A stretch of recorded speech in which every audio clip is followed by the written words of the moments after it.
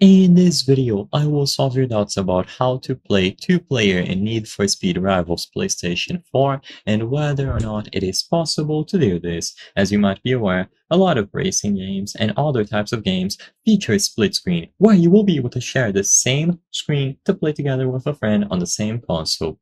So, usually what you have to do to set up two-player modes is to connect an additional controller to your console. So, if you go ahead and you connect an additional DualShock 4, you will be able to set it up by adding a user account or use it as a guest. Usually, you have to set up the controller first, and then once this is done, you can go ahead and launch the game. So if you try to do the same and you launch Need for Speed Rivals after connecting an additional DualShock 4 and setting it up, you will be able to browse through all of the options inside of the game. However, what you will notice is that even if you browse through all of the menus, you go over to the controls, you get inside of a race, and you try to browse through everything, or you try to press any combination of buttons on the additional controller, nothing will happen. So as it stands today, how do you properly set up split screen on Need for Speed Rivals? Is it possible to do this? Is it exclusive to a certain platform, or is it impossible?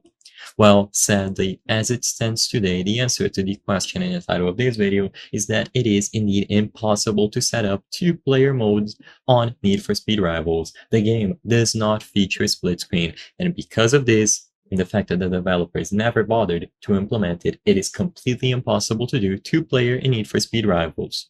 The purpose of this video is not to spread misinformation, but to let people be aware about the limitations of Need for Speed Rivals and why the game does not feature split screen. Regardless of if you connect a controller, you try to press any combination of buttons, you try to update the game, or browse through all of the options, you will never be able to set up split screen. The game does not feature it, so it is impossible.